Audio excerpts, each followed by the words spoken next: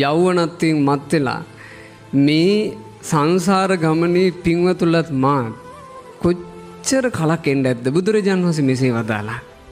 මහණෙනි එක සත්වයෙක් එක කල්පයක් ඇතුලේ මිය පරලෝ යනකොට එයා එක එක ජීවිත ලබලා එයා මැරෙද්දී එයාගේ ඇටකොට්ට දිනලා ගිහින් ඇට සැකිලි ටික විතරක් ඉතුරු වුණා නම් ඒ ඇට සැකිල්ල දිරා පසුන් නැත්තම් අපි මලාට පස්සේ අපේ ඇඟ දිරලා ගිහින් ඇටකොට්ටක් දිරනවනේ ඇට සැකිල්ලත් පස් වෙලා යනවා.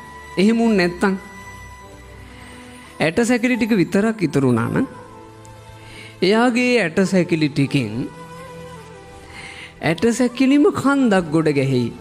කල්පේ ඉවර වෙනකොට වේපුල්ල පර්වතේ පරදින තරම් විශාල ඇටකටු කන්ද ගොඩ ගැහෙයි.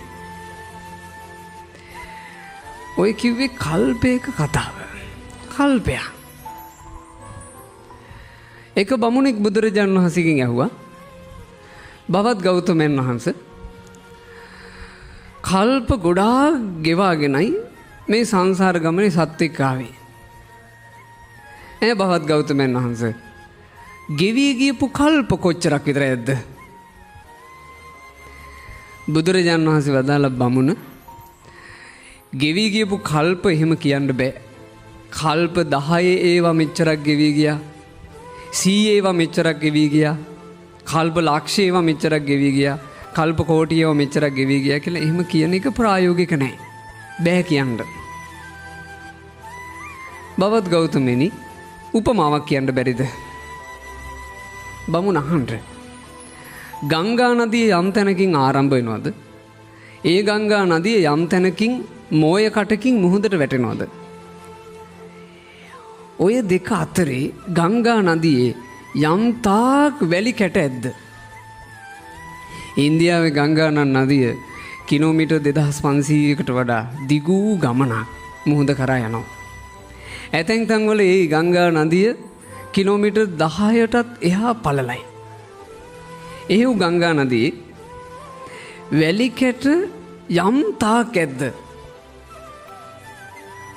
ඔය වැලි කැට සියල්ල ගැන ඉවර වුණත් ගත වූ සංසාර ගමනේ ගෙවී ගියපු කල්ප ඉවර නොවනු ඇත.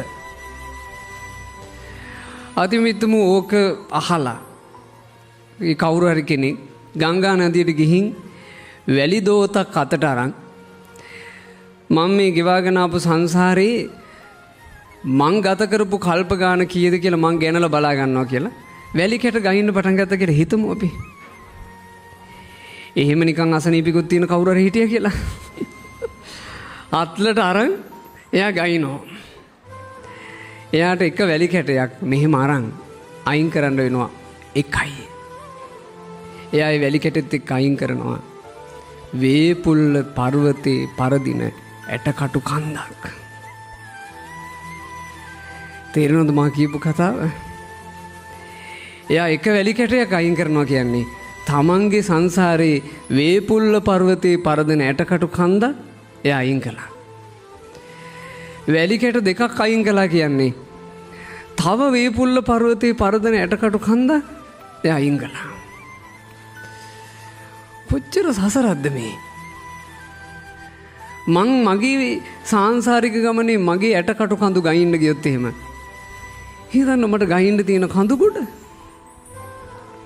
බුදුරජුන් වදාලා දීගා ජාගරතෝ රත්ති දීගං සන්තස්සයෝ ජනං දීගෝ බාලානං සංසාරෝ සද්ධම්මං අවිජානතං. නොනිදා ඇහැරගෙන ඉන්න කෙනාට රැය ඊතා දිගුය. වෙහෙසී හෙම්බත්ව සිටින කෙනාට යොදුනත් ඊතා දිගුය. දීගෝ බාලානං සංසාරෝ සද්ධම්මං අවිජානතං. සද්ධර්මයේ නොදැන බාලයෙක් විදිහට ගමන් කරන සංසාරයේද ඊතා දිගුය.